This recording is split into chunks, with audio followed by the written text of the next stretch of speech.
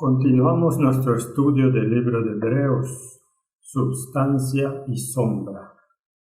Y estamos en el capítulo 7 ahora, que he titulado El sacerdocio de Cristo. Pero antes de comenzar, oremos. Padre Celestial, estamos tratando con grandes temas en la palabra de Dios y necesitamos sabiduría celestial. Ilumina nuestras mentes, es nuestra oración en el nombre de Jesús. Amén. El primer versículo en el libro de Hebreos es la continuación del capítulo anterior y comienza de nuevo con la historia de Melquisedec. Melquisedec era tanto rey como sacerdote. Sirvió como el gran tipo que retrata un sacerdocio y una realeza por encima del sistema levítico. Ahora Leví estaba como todavía en los lomos de Abraham, cuando Abraham pagó diezmos a Melquisedec. Y la Biblia dice que el menor paga los diezmos al mayor. Las escrituras no revelan quién era Melquisedec y hay muchas especulaciones. Y algunos creen que fue el mismo Cristo, otros dicen que fue la encarnación del Espíritu Santo, y algunos creen que fue Sem. Y hay muchas otras opiniones fantasiosas sobre quién era Melquisedec. Algunas de estas ideas son fantasiosas y otras especulativas, pero el hecho de que la identidad no se revele significa que el propósito de la narración se debe buscar en otro lugar y no en la especulación.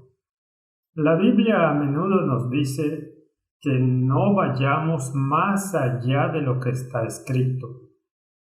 El propósito del libro de Hebreos es contrastar substancia y sombra. Y solo aquí se puede buscar la razón de la inclusión. Así que lo que no se revela en las Escrituras es algo que Dios considera que no es necesario que tengamos un conocimiento excelente o completo. Por lo que no se nos dice quién es. Creo que podemos descartar que fue Jesús, porque Cristo fue profetizado en cuanto a cuándo vendría, cómo debería venir, a dónde él debería venir, cuándo debería venir. Así que esto no tiene mucho sentido en absoluto. La encarnación del Espíritu Santo, el mismo argumento se puede aplicar allí. Si posiblemente fue Sem, es una posibilidad, y uno podría especular y seguir con ello si quisiera, porque Sem todavía estaba vivo en la época de Abraham. De hecho, todavía estaba en vida en la época de Isaac y Jacob. Así que es posible, pero las Escrituras no lo dicen. Y así, especular es exactamente eso, solo una especulación. En la historia de Israel, el poder sacerdotal y el poder real se mantuvieron siempre separados, hasta el punto de que si el límite se cruzaba por presunción, el resultado era la lepra. Pero en este arquetipo los encontramos combinados, porque Melquisedec era a la vez rey y sacerdote. Y eso lo convierte en el tipo perfecto para el Rey de Gloria, que también era el Cordero de Dios que quita los pecados del mundo. La cruz fue el trampolín hacia el trono. Tenemos que preguntarnos, ¿el libro de Hebreos es sobre Melquisedec o sobre Jesucristo? Y la respuesta es sobre Jesucristo. Él es la substancia de las sombras, no Melquisedec. Pero Melquisedec es un tipo muy, muy importante, porque él era rey y él era sacerdote. Y era un rey de justicia. Y todas estas etiquetas que se le atribuyen lo convierten en un tipo perfecto para el antitipo aún más perfecto, que es Jesucristo. Así que antes de que Abraham fuera, yo soy. Antes de que Melquisedec fuera, el yo soy también lo reemplazó. Así que el asunto es por qué está incluido en la Biblia. Porque la Biblia requiere una razón específica por la cual el mismo Cristo podía convertirse en sumo sacerdote, y esta es la carga de lo que Pablo está tratando de explicar. En el pasado, estos oficios del sacerdote y el rey estaban separados, y a veces algunos de los reyes pensaron que podían fusionarlos. Una de las historias de la Biblia es sobre el rey Usías y su orgullo y su castigo.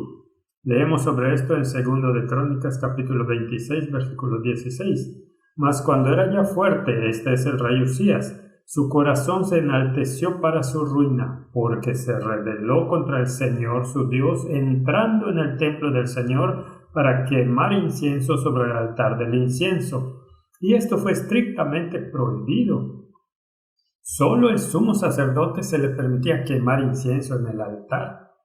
Y entró tras él el sacerdote Azarías, y con él 80 sacerdotes del Señor, varones valientes, y se pusieron contra el rey Usías y le dijeron: no te corresponde a ti, oh Usías, el quemar incienso al Señor, sino a los sacerdotes hijos de Aarón que son consagrados para quemarlo. Sal del santuario porque has prevaricado, y no te será para gloria delante de Jehová Dios. Entonces Usías, teniendo en la mano un incensario para ofrecer incienso, se llenó de ira, y en su ira contra los sacerdotes la lepra le brotó en la frente, delante del sacerdote en la casa de Jehová, junto al altar del incienso. Y le miró el sumo sacerdote Azarías y todos los sacerdotes, y he aquí la lepra estaba en su frente, y lo echaron de allí, y él mismo se apresuró a salir también porque Jehová lo había herido. Así que el oficio sacerdotal y el oficio real estaban estrictamente separados, excepto en el caso de Melquisedec, y por supuesto eso sirvió como el tipo de Jesús, que también era rey y sacerdote. Antes de que Jesús asumiera el papel de cordero sacrificial y sacerdote, primero tuvo que ser reconocido como rey. Zacarías 9:9 dice: Alégrate mucho, hija de Sión, da voces de júbilo, hija de Jerusalén. He aquí tu rey vendrá a ti, justo y salvador, humilde y cabalgando sobre un asno y sobre un pollino hijo de asna. Tiene una profecía tremenda. Y he hecho una serie sobre el libro de Zacarías que también está disponible en YouTube. Así que aquí está esta profecía de que el Mesías sería un Mesías real. Juan 12:13. Tomaron ramas de palmeras, esto es durante la entrada triunfal, y salieron a recibirle y clamaban: Hosana, bendito es el Rey de Israel que viene en el nombre del Señor. Mateo 21, versículo 15 dice: Pero los principales sacerdotes y los escribas, viendo las maravillas que hacía y los niños aclamando en el templo y diciendo: Hosana al Hijo de David, se indignaron. Así que él era de esta línea real, y tal como en el pasado, eso estaba separado del sacerdocio. Y le dijeron: ¿oyes lo que estos dicen? Y Jesús les dijo: sí, ¿nunca leísteis de la boca de los niños y de los que maman perfeccionaste la alabanza? Y dejándolos salió de la ciudad a Betania y posó allí. Él fue reconocido como rey por el populacho, por la gente común, no por los escribas y los fariseos. Pero, sin embargo, fue reconocido, y más que eso, fue coronado por la más alta autoridad de los judíos, a saber, el rey Herodes, aun si la ceremonia tenía la intención de ser una burla. Así que si vamos a Mateo 27:27, leemos: Entonces los soldados del gobernador llevaron a Jesús al pretorio y reunieron alrededor de él a toda la compañía. Así que aquí está el poder militar. Y desnudándole le echaron un manto escarlata ¿Para qué le pusieron un manto real? Pero primero lo desnudaron, eso es muy interesante. Lo despojaron de su propia ropa y le pusieron una túnica real, y pusieron sobre su cabeza una corona tejida de espinas y una caña en su mano derecha. Ese era el cetro simulado. Él fue coronado rey, tenía un manto real, le pusieron un cetro en la mano y una corona en la cabeza. E hincando la rodilla delante de él, le escarnecían diciendo: «Salve, rey de los judíos». Así que hubo una coronación. Fue una coronación de burla, pero fue una coronación por la autoridad y por los militares. Y escupiéndole tomaban la caña y le golpeaban en la cabeza. Y después de haberle escarnecido, de hecho la Biblia da la idea de que ellos continuamente lo golpeaban en la cabeza, clavándole esas espinas en la piel. Y después de haberle escarnecido, le quitaron el manto. Ahora, esto es muy importante. Así que está coronado, le quitan la túnica real, le ponen su propia ropa y le llevaron para crucificarle.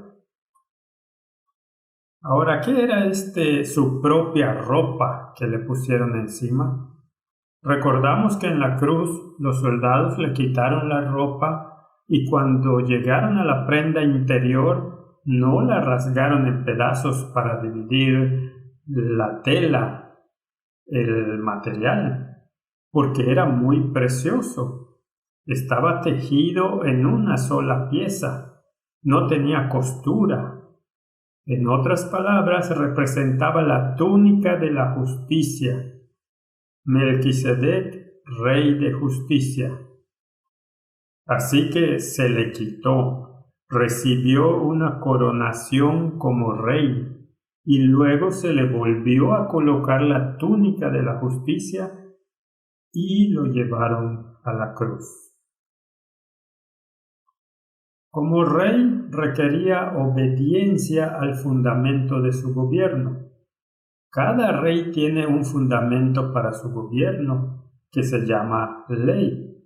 Sin una ley, usted no puede tener autoridad legal, porque su autoridad se deriva de la ley. No puede ser nuestro sacerdote antes de que lo reconozcamos como rey. Él es nuestro rey y es nuestro sacerdote. Eso requiere arrepentimiento. En otras palabras, reconocimiento de la transgresión de la ley. Y sólo entonces el bálsamo de la expiación puede ser aplicado por fe en su justicia y no por la justicia de la ley. Así que tenemos un sacerdote, pero tenemos un rey. Tenemos que estar sujetos a un sistema legal para que la voluntad del rey se haga en el cielo como en la tierra. En otras palabras, aquí en la tierra debe haber quienes se sometan a la autoridad legal del rey. No podemos servir a dos imperios, sirviendo a uno y violando las reglas del otro. Ahora, si el mundo y su sistema legal es contrario al del cielo, entonces el reino aquí no puede ser el mismo reino que el reino de Dios. Entonces el reino de Dios es futuro, pero ya tiene adherencia en el tiempo que estamos viviendo. Así que hay un usurpador en el mundo de hoy que afirma ser rey y sacerdote. Ahora recuerden, en el pasado el rey y el sacerdote eran entidades separadas. Melquisedec es el tipo de Cristo. Cristo es el antitipo donde el rey y el sacerdote se combinan. Pero hay un usurpador que dice ser rey y sacerdote y tiene príncipes a su alrededor. Se les llama cardenales. Pero debemos recordar que la lepra del pecado se adhiere a él, escondida bajo un manto de su propia invención, porque ha tomado sobre sí una prerrogativa que no le pertenece, y como Usías, él es leproso, un símbolo del pecado. Por eso la Biblia lo llama el hombre de pecado. La paz solo puede llegar cuando reconocemos al Rey de Justicia y su manto perfecto que está tejido en el telar celestial. Y nadie tiene acceso al reino de Dios sin esa túnica particular que está tejida en el telar del cielo, la túnica de la justicia de Cristo. Con eso en mente pasemos al capítulo 7, versículo 1. Porque este Melquisedec, rey de Salem, sacerdote del Dios Altísimo, que salió a recibir a Abraham, que volvía de la derrota de los reyes, y le bendijo. Este es un capítulo muy importante en la Biblia. Abraham regresó de la matanza de los reyes y fue bendecido por Melquisedec. ¿Hay un tipo allí? ¿Podría el pueblo antitípico regresar también de la derrota de los reyes? El versículo 2 dice, a quien asimismo dio a Abraham los diezmos de todo, cuyo nombre significa primeramente Rey de Justicia, Rey de Derecho, y también Rey de Salem, que es paz. Esto es, Rey de paz. Isaías 32:17 dice, y el efecto de la justicia será paz, y la labor de la justicia, reposo y seguridad para siempre. Así que, ¿con qué estamos tratando aquí? Estamos tratando con un tipo, Melquisedec. Independientemente de dónde se encuentre, tiene ciertos atributos. Los veremos a medida que avanzamos en el libro de Hebreos. Y Abraham le pagó el diezmo a este rey de justicia y este rey de paz. Hebreos 7, versículo 3 dice, sin padre, sin madre, sin genealogía, que ni tiene principio de días ni fin de vida, sino hecho semejante al Hijo de Dios, permanece sacerdote para siempre. Así que, ¿quién permanece en nosotros como sacerdote continuamente? Cristo, por supuesto. Pero estos versículos han creado mucha confusión en el mundo, porque dice que Melquisedec era sin padre, sin madre, sin descendencia, sin principio ni fin de días. Pero hecho semejante al Hijo de Dios, sirvió como un tipo del Hijo de Dios, que permanece como sacerdote para siempre. Así que el hecho es que el versículo simplemente nos dice que este sacerdote, este rey, sirve como un tipo para un rey superior, un sacerdote superior. Ahora, ¿por qué dice que no tenía padre y no tenía madre? Por eso la gente hace grandes especulaciones. Todos los que alguna vez han vivido en este planeta tienen un padre y una madre. Pero este era sin ascendencia. Seguramente tendría genealogía si tenía un padre y una madre. Así que pensemos en esto. Los sacerdotes levíticos tuvieron que rastrear su genealogía hasta Aarón. Tenían que ser de la tribu de Leví, tenían que probar su linaje. Las genealogías eran elaboradas y nadie podía cumplir con su deber a menos que se certificara. Cuando los sacerdotes salieron del cautiverio babilónico y el sacerdocio se restableció en los tiempos de Nehemías, tenía que haber una búsqueda exhaustiva en cuanto al linaje antes de que uno pudiera calificar para participar en las actividades sacerdotales. Por lo que es absolutamente esencial en el sacerdocio levítico que sepamos quién es el padre, quién es la madre, cuál fue la genealogía y que podamos probar que esta línea se remonta a la línea de Aarón. Esto, particularmente para el sumo sacerdote, era de suma importancia. Se llamaba sacerdocio arónico, pero de Melquisedec no hay registro en la Biblia de quién es su padre. No hay registro de quién es su madre. no hay registro de su línea de descendencia y por lo tanto no califica en el sentido levítico del sacerdocio, pero no tenía linaje y por lo tanto sirve como un tipo perfecto para Cristo, quien tampoco tiene un linaje que se remonta a Leví y el sacerdocio. Así que no hay nada de misterioso. Se da como un contraste con el sacerdocio levítico y no como una declaración de que no tenía padre y no tenía madre y no tenía descendencia. Así que hay mucha especulación con respecto a este versículo, pero no es que el rey de Salem no tenía genealogía, sino que no estaba calificado por su genealogía. No hay registro para este propósito y por lo tanto sirve como arquetipo incluso en este sentido. A diferencia del sacerdocio levítico, su sacerdocio no fue heredado y tampoco el de Cristo. Contrario al catolicismo, como Dios, Jesús no tuvo madre y como hombre no tuvo padre. Su función no derivó de ninguno. No se transmite a nadie y no son compartidos por nadie y perduran para siempre. ¿De dónde vino Cristo? Melquisedec sirve como el ejemplo perfecto sin padre ni madre.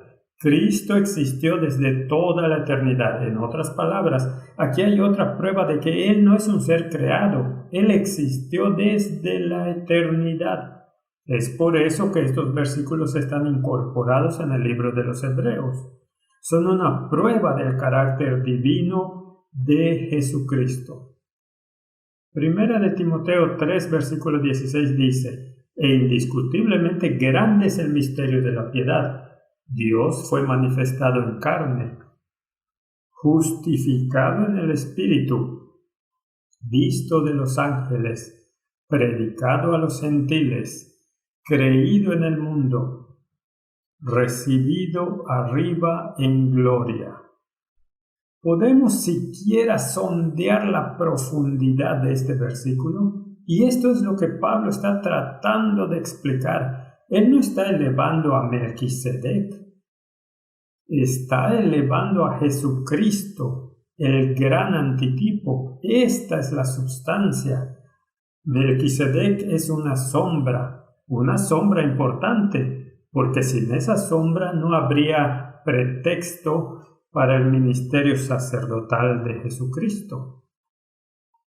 Así que vayamos a Hebreos 7:14. Porque manifiesto es que nuestro Señor vino de la tribu de Judá, de la cual nada habló Moisés tocante al sacerdocio. Así que tenía que haber un tipo para garantizarlo. Primera de Pedro 1:20 dice: ya destinado desde antes de la fundación del mundo, pero manifestado en los postreros tiempos por amor de vosotros. Si confundimos sombra y sustancia en el libro de Hebreos, estaremos vagando en confusión.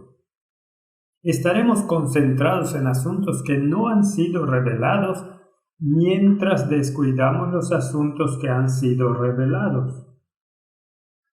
Apocalipsis 13, versículo 7 dice: «Y se le permitió hacer guerra contra los santos y vencerlos.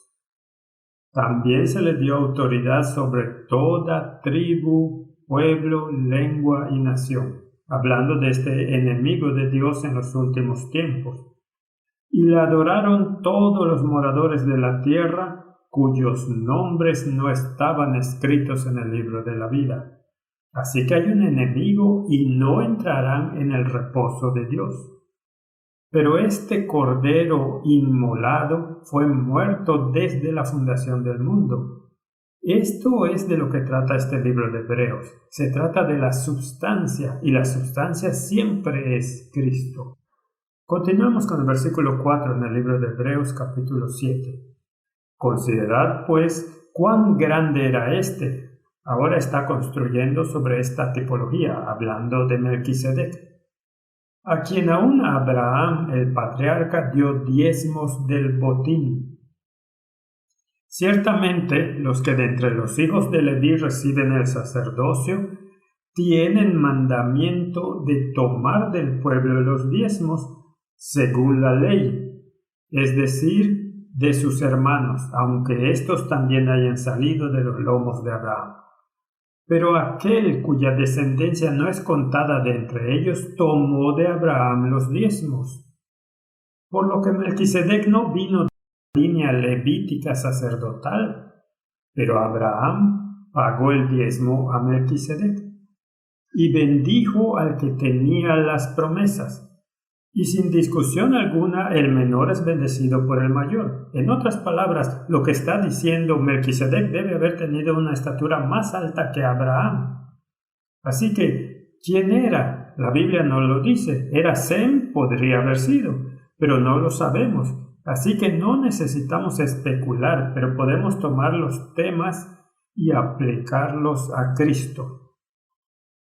Y aquí ciertamente reciben los diezmos hombres mortales, pero allí uno de quien se da testimonio de que vive. Y por decirlo así, en Abraham pagó el diezmo también Leví, que recibe los diezmos. Bueno, Leví aún no había nacido, porque la promesa a Abraham aún no se había cumplido. Él la esperaba pacientemente, pero debido a que estaba en los lomos de Abraham, todavía estaba corporativamente en el cuerpo de Abraham, en tipo. Leví, en realidad, a través de Abraham, pagó el diezmo a Melquisedec. En otras palabras, el sacerdocio levítico estaba sujeto a un sacerdocio superior, el de Melquisedec. Cuanto más elevado a un sacerdocio, aún más alto que era Jesucristo. Esto es lo que está tratando de poner en primer plano. Nos está llevando a la substancia a la que apuntaban estos tipos y sombras. Así que si miramos Hebreos 7:4 de nuevo, y considerad pues cuán grande era este a quien aún Abraham el patriarca dio diezmos del botín. Entonces debemos recordar que él vino a encontrarse con el ejército de Abraham. Él trajo pan y vino. Discutimos eso anteriormente. Estos símbolos también apuntan a Jesucristo, que nos trajo pan y vino, símbolos de su cuerpo, símbolos de su sangre.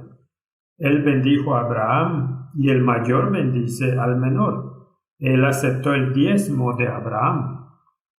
Romanos 4:3 dice, porque ¿qué dice la Escritura? Creyó Abraham a Dios y le fue contado por justicia. Abraham es el padre de los que creen, pero también es el padre, por así decirlo, en su capacidad humana, de los descendientes que finalmente dieron a luz al Mesías mismo. Dice Gálatas 3, versículo 29, y si vosotros sois de Cristo, ciertamente el linaje de Abraham sois y herederos según la promesa. Tal vez sería bueno si fuéramos a la historia de la Biblia y refrescamos nuestra memoria en cuanto a lo que pasó. Vayamos al capítulo 14 de Génesis y miremos la historia de nuevo. Génesis capítulo 14. Dice allí, aconteció en los días de Amrafel, rey de Sinar. Esto es muy interesante, porque Sinar es Babilonia. Arioc, rey de Elazar. Kedorlaomer, rey de Elam, y Tidal, rey de Goim. Que estos hicieron guerra contra Bera, rey de Sodoma, contra Birsa, rey de Gomorra. Y había varios reyes que estaban con estos reyes de Sodoma y Gomorra. Se habían rebelado contra Kedorlaomer y le habían servido 12 años, y en el año 13 ellos se rebelaron. Todo esto es muy interesante, el número 12 y 13, y por supuesto las sociedades secretas del mundo aman esta numerología, porque también representa a los 12 alrededor de uno. Jesús tenía 12 discípulos y él estaba en el centro, y entonces los Rosacruces siguieron la misma historia. Pero la historia nos habla de una coalición de reyes con el rey de Babilonia, que fue e hizo guerra y derrotó al rey de Sodoma y Gomorra y a los otros reyes a su alrededor, y se llevó a Lot y a su familia. Ahora leemos, en el año 14 vino Kedorlaomer y los reyes que estaban de su parte y derrotaron a los refaitas, etc., y los horeos y todos esos. Versículo 7 dice, y volvieron y vinieron a En-Mispat, que es Cades, y devastaron todo el país de los amalecitas y también al amorreo que habitaba en Hasezontamar. Y salieron el rey de Sodoma, el rey de Gomorra, el rey de Adma, el rey de Seboim y el rey de Bela, que es Zoar, y ordenaron la batalla contra ellos en el valle de Sidim.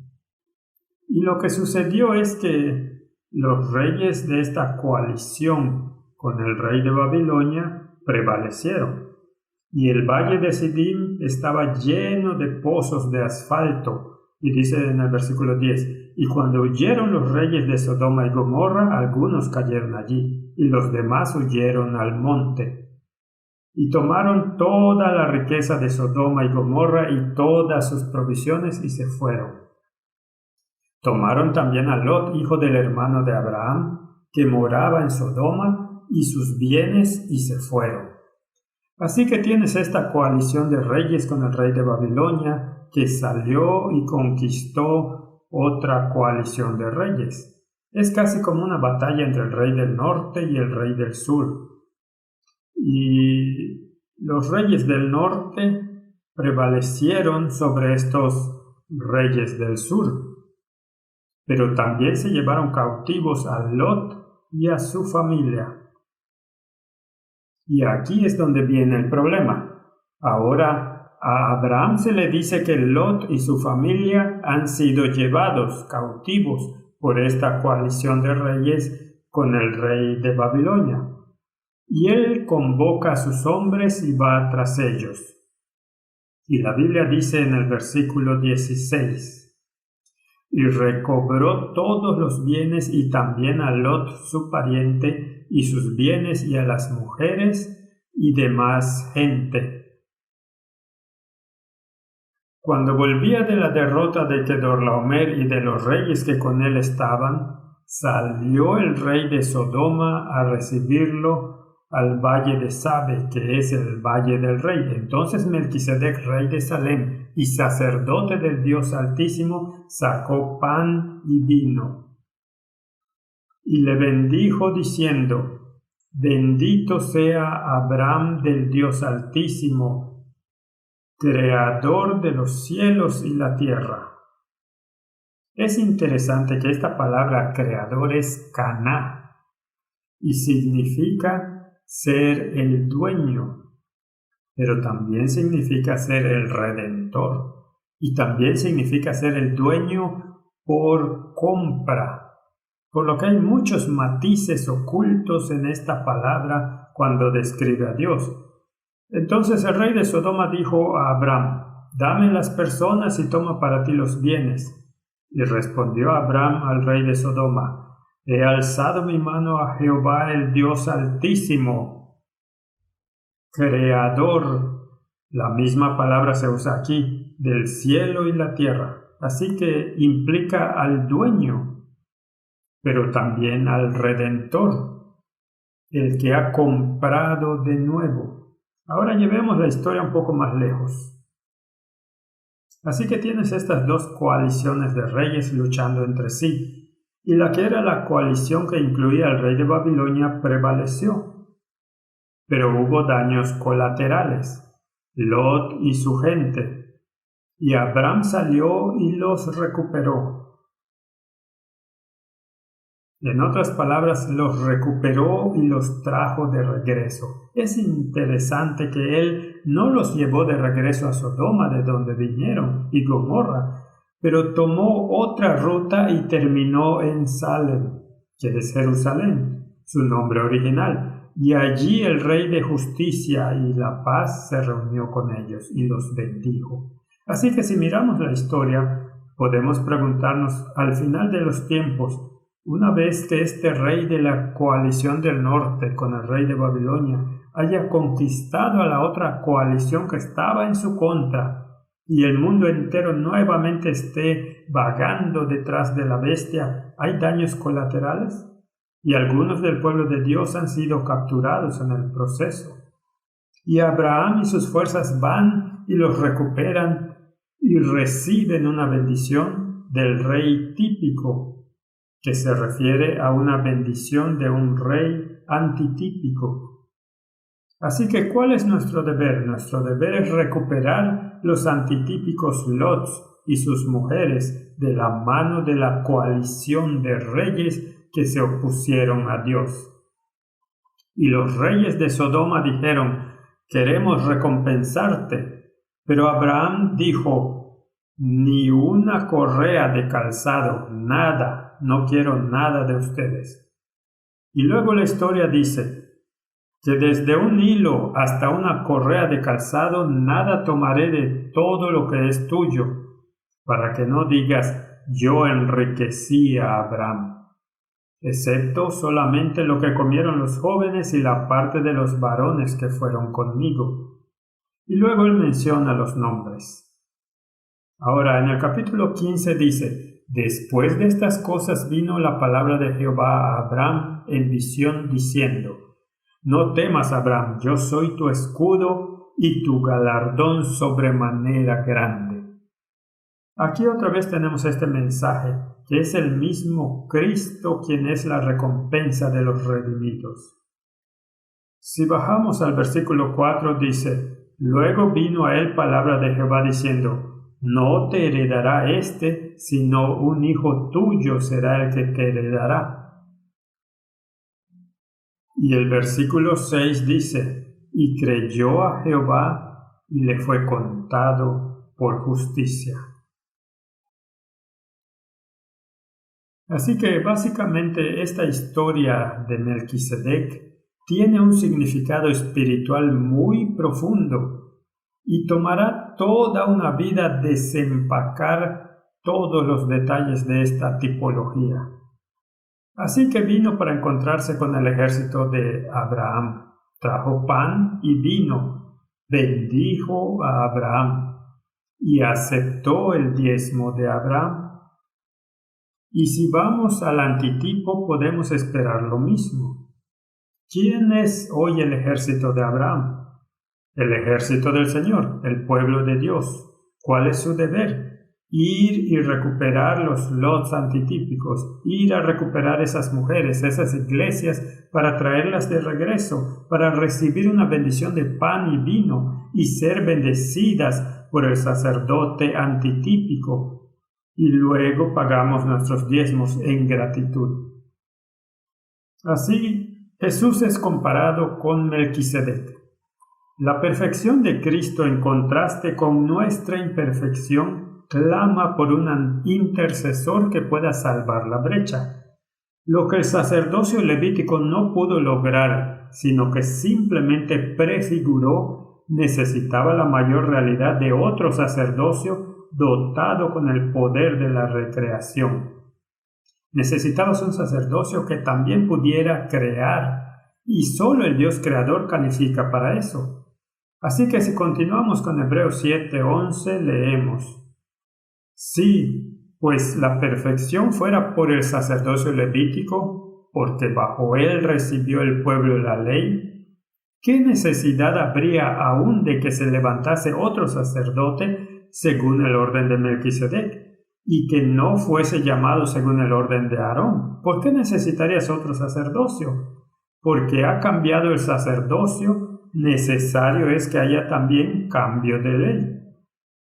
porque era un requisito muy estricto que sólo los descendientes de Leví podían ser partícipes del sacerdocio, por lo que debe haber un cambio en la ley si eso va a ser alterado de alguna manera. Así que podemos decir, para que el sacerdocio levítico llegue a su fin y para que sea reemplazado por otro sacerdocio, tendría que venir primero un cambio en la ley.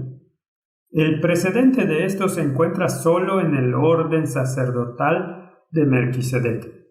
No hay otro precedente en la Biblia que justifique este cambio, por lo que la historia de Melquisedec es de suma importancia.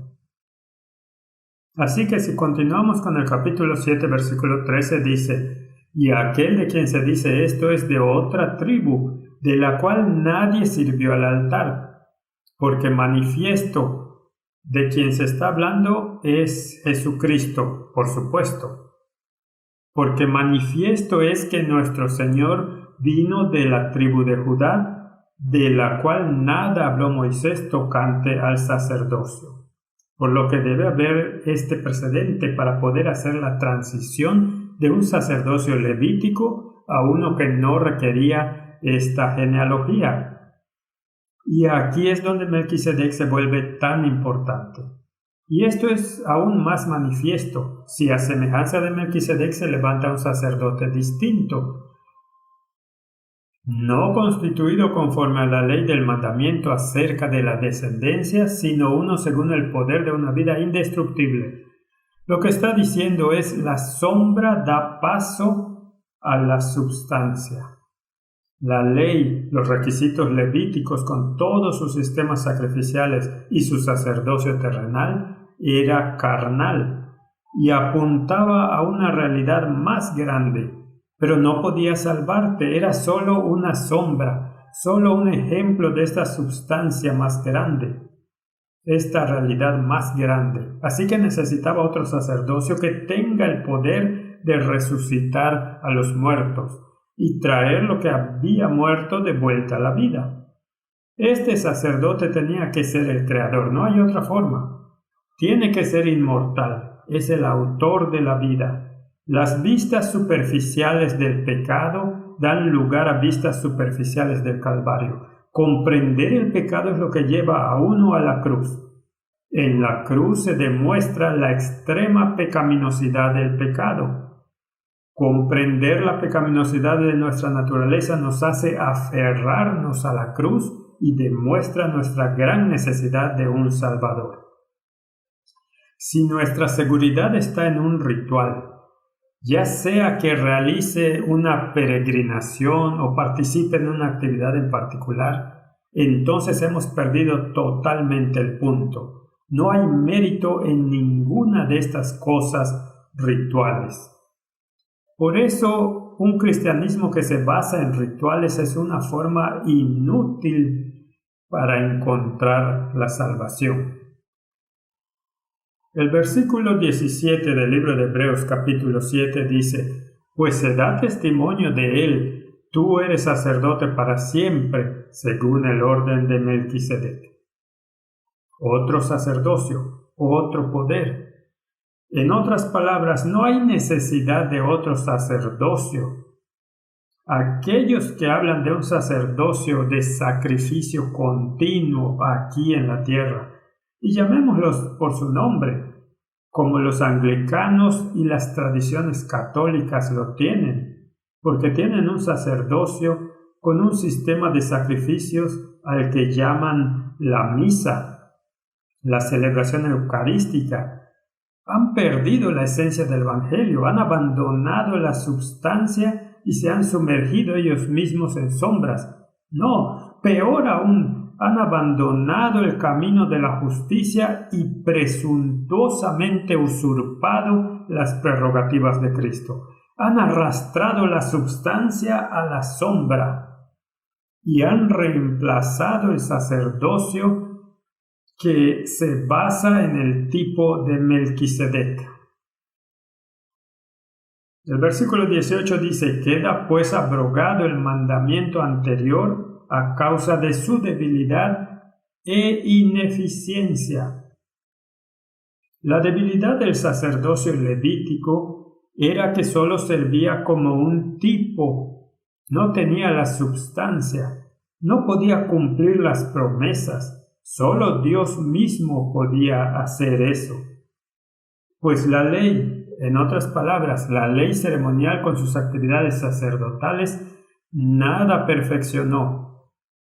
Y de la introducción de una mejor esperanza por la cual nos acercamos a Dios. Esta es la esencia de la historia. Es casi inimaginable que la gente de hoy, si ha estudiado el libro de los Hebreos, pudiera volver a un sacerdocio terrenal y sin embargo sucede. Cuando Pablo amonestó a aquellos primeros hebreos para no aferrarse a la sombra, sino a seguir adelante con la substancia, me pregunto si su ojo profético miró hacia el futuro y él vio lo que le pasaría al mundo cristiano. Porque esos eran cristianos, habían salido de esas sombras y aceptaron y abrazaron la substancia. Y debió haberse horrorizado si su ojo profético le permitió ver lo que iba a suceder en el futuro. Y yo sé que lo vio, porque advirtió contra el hombre de pecado y dio detalles muy específicos sobre cómo se levantaría y dónde se levantaría. Wesley escribió, pues la ley, tomada por sí misma, separada del Evangelio, nada hizo perfecto. No pudo perfeccionar a sus devotos, ya sea en la fe o el amor, en la felicidad o la santidad, pero la introducción de una mejor esperanza, de la dispensación del Evangelio, que nos da una mejor base de confianza, lo hace, por la cual nos acercamos a Dios. Sí, tan cerca como para ser un espíritu con Él, y esto es verdadera perfección. Entonces la perfección de la que Pablo está hablando es siempre la perfección de la substancia. Esto es algo por lo que podemos luchar. Esto es algo que debemos emular en nuestra esfera como Él es perfecto en su esfera. Gálatas capítulo 3 versículo 3 dice, «Tan necios sois, habiendo comenzado por el Espíritu, ahora vais a acabar por la carne». ¿Queremos volver a esa religión ritualista? Colosenses 1:28, a quien anunciamos, amonestando a todo hombre y enseñando a todo hombre en toda sabiduría, a fin de presentar perfecto en Cristo Jesús a todo hombre. Tendríamos mucho menos argumentos si nos diéramos cuenta de quiénes somos y cuán lejos hemos caído. Y si alzamos nuestros ojos al único que es capaz de recrear lo que está muerto en el pecado y la transgresión. La palabra perfecto aparece 9 veces en el libro de los Hebreos. Como en el caso de Melquisedec, debe leerse en el contexto de la comparación entre substancia y sombra. Si se saca de este contexto y se aplica a la capacidad humana, entonces es optar por una sombra. Y debemos tener mucho cuidado de que no nos quedemos con la leche, sino de que progresemos a la substancia. Hebreos 2, versículo 10, porque convenía a aquel por cuya causa son todas las cosas, y por quien todas las cosas subsisten, que habiendo de llevar muchos hijos a la gloria, perfeccionase por el sufrimiento al capitán de su salvación. Él que es el que es perfecto. Así que si miramos estos versículos donde aparecen en el libro de Hebreos, el primero fue en el capítulo 2, leamos el capítulo 5, versículo 9. Y habiendo sido perfeccionado, vino a ser autor de eterna salvación para todos los que le obedecen. Lo hemos discutido en detalle cuando tratamos el capítulo 5. Ahora 7:19. Pues nada perfeccionó la ley y de la introducción de una mejor esperanza, por la cual nos acercamos a Dios. Por lo que Él, que es perfecto, es la substancia, Jesucristo. Hebreos 9:9, avancemos un poco. Lo cual es símbolo para el tiempo presente, según el cual se presentan ofrendas y sacrificios. Este es el sacerdocio levítico con sus sacrificios, que no pueden hacer perfecto en cuanto a la conciencia al que practica este culto. Solo Cristo puede hacerlo, solo el Dios creador puede hacer eso. Dice el versículo 11, pero estando ya presente Cristo sumo sacerdote de los bienes venideros por el más amplio y más perfecto tabernáculo, refiriéndose al ministerio celestial, no hecho de manos, es decir, no de esta creación. Tenemos la palabra en Hebreos 10, versículo 1.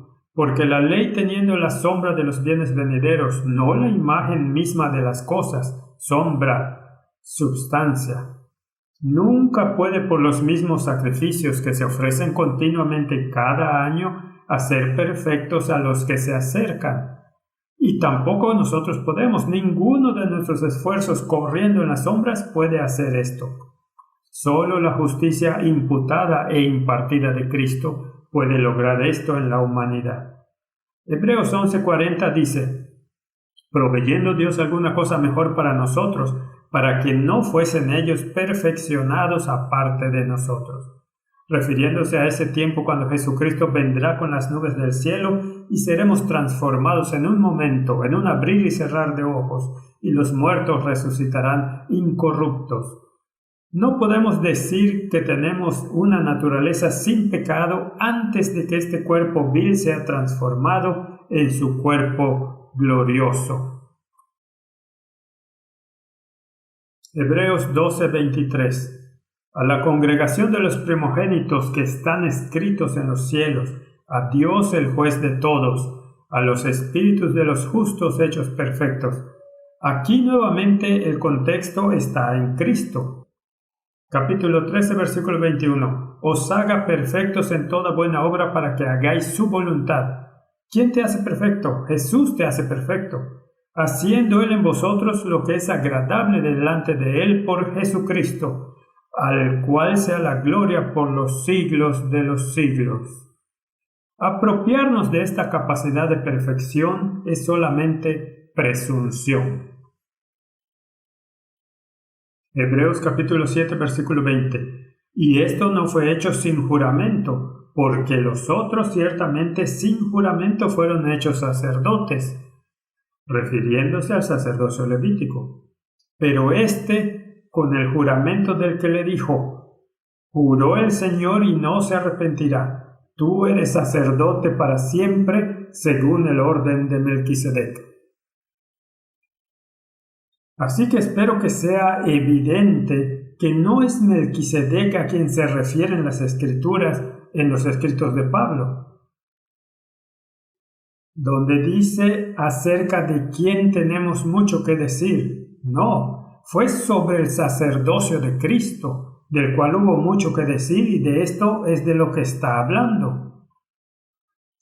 Así que ¿cuán grande era este Melquisedec? Trajo pan y vino y bendijo al patriarca, quien se arrodilló ante él y le dio los diezmos de todo. Cuando Abraham se arrodilló allí, él era el representante de todos los que por fe responden al llamado de Cristo. En tipo, Leví, aquí en los lomos de Abraham, se arrodilló también y reconoció el sacerdocio superior que simplemente presagiaba el aún más alto, eterno sacerdocio de Cristo. Así que leamos ese versículo otra vez, versículo 11. Si pues la perfección fuera por el sacerdocio levítico, porque bajo él recibió el pueblo la ley, ¿qué necesidad había aún de que se levantase otro sacerdote según el orden de Melquisedec, y que no fuera llamado según el orden de Aarón? Wesley afirma con respecto a este versículo: el apóstol ahora demuestra que el sacerdocio levítico debe ceder al sacerdocio de Cristo, porque Melquisedec, en cuyo orden él es sacerdote, se opone a Aarón. Hebreos 7, 11 al 14. No tiene fin de vida, pero permanece como sacerdote para siempre. Ahora, si la perfección fuera por el sacerdocio levítico, si éste respondiera perfectamente a todos los designios de Dios y a las necesidades del hombre porque bajo él recibió el pueblo la ley, por lo cual algunos podrían inferir que la perfección era por ese sacerdocio, ¿qué necesidad adicional había que otro sacerdote de un nuevo orden debía establecerse?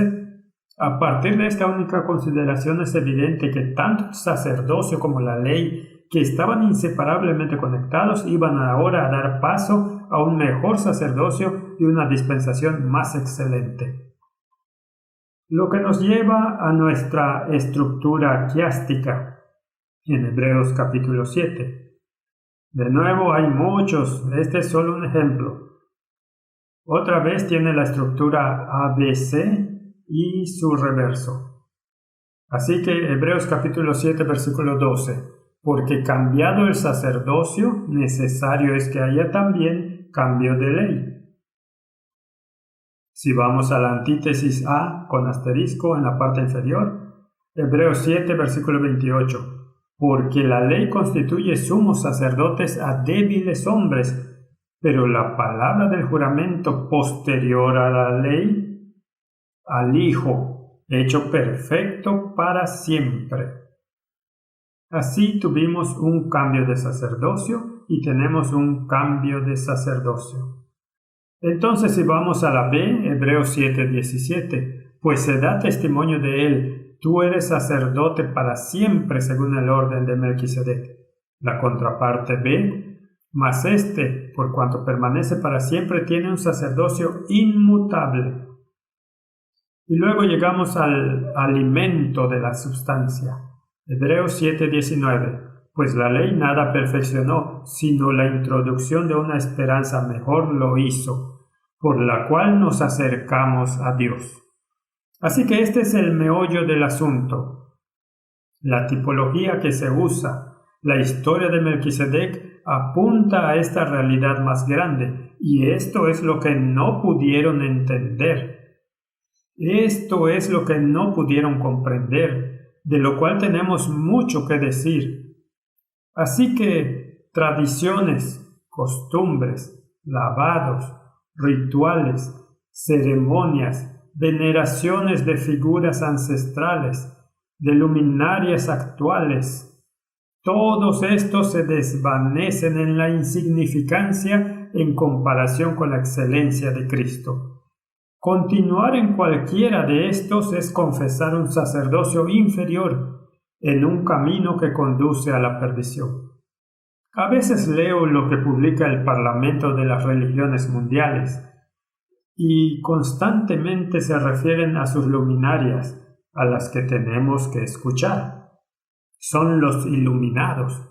Me sorprende que el mundo quiera correr hacia las luminarias terrenales cuando existe la excelencia de Cristo.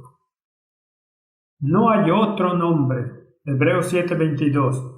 Por tanto, Jesús es hecho la garantía de un mejor pacto. Y los otros sacerdotes llegaron a ser muchos debido a que por la muerte no podían continuar. Mas por cuanto permanece para siempre, tiene un sacerdocio inmutable. ¿Cuándo como cristianos entenderemos de qué se trata la religión de la Biblia? ¿Cuándo iremos a la fuente de la fuerza? ¿Por qué estamos tan decididos a correr entre luminarias y sombras? Este sacerdocio es intransferible. Quiero que pienses en eso. Es intransferible. Sería un salto a la más absoluta oscuridad personificar este sacerdocio y devolverlo a las manos de hombres sujetos a la maldición de la muerte. Y esto es exactamente lo que la humanidad ha hecho. Es hora de que los verdaderos cristianos se pongan de pie y digan: no hay otro sacerdocio. No hay ningún otro, ha sido reemplazado, se ha eliminado, solo queda uno y por lo tanto podemos llegar confiadamente al trono de la gracia y no tenemos que mezclarnos en las sombras para tratar de encontrar substancia. Hebreos 7:25. Por lo cual puede también salvar perpetuamente a los que por él se acercan a Dios, viviendo siempre para interceder por ellos. Porque tal sumo sacerdote nos convenía, santo, inocente, sin mancha, apartado de los pecadores y hecho más sublime que los cielos, que no tiene necesidad escuchemos con atención, que no tiene necesidad cada día, como aquellos sumos sacerdotes, de ofrecer primero sacrificios por sus propios pecados y luego por los del pueblo, porque esto lo hizo una vez para siempre, ofreciéndose a sí mismo. Si leemos estos versículos con atención, entonces debemos estar de acuerdo en que aquí yacen las cenizas de cualquier sacerdocio terrenal, para siempre expuesto como un fraude, introducido por un enemigo para alejar a las almas desprevenidas del verdadero pastor. Tenemos que predicar un sacerdocio centrado en Cristo y solo en Cristo. ¿Por qué querríamos ir a un moribundo sacerdote pecador terrenal para encontrar una solución a nuestros problemas? Hebreos 7:28. Porque la ley constituye sumos sacerdotes a débiles hombres, pero la palabra del juramento posterior a la ley, al Hijo, hecho perfecto para siempre. La carga de Pablo es elevar la substancia. Podemos decir que la dignidad de este oficio está consagrada para siempre y que ya no se puede confiar a hombres finitos. Por lo que mi pregunta es, ¿qué alturas se pueden alcanzar confiando en Él para sacarnos del atolladero del pecado? La grandeza de nuestro pecado es siempre menor que la grandeza de la gracia de Dios. La condescendencia de Dios para identificarse con la humanidad muestra el respeto que tiene por nuestra raza y que tiene la esperanza de una restauración de esa imagen con la que originalmente fuimos dotados. Solo el Dios creador puede recrear la humanidad. Alejémonos de las sombras y pasemos a la substancia. Jesús dijo en Mateo 11:28, venid a mí todos los que estáis trabajados y cargados, y yo os haré descansar. Así que esta es la nota clave del capítulo 7. Simplemente reiterémoslo en el versículo 25. Por lo cual puede también salvar perpetuamente a los que por él se acercan a Dios, viviendo siempre para interceder por ellos. Abracemos la substancia y dejemos de caminar en las sombras. Oremos. Padre Celestial, gracias por un sacerdocio inmutable en el orden de Melquisedec. No solo tenemos un sacerdote para siempre, sino que tenemos un rey para siempre. Ayúdanos a ser súbditos leales a ese reino. En el nombre de Jesús. Amén.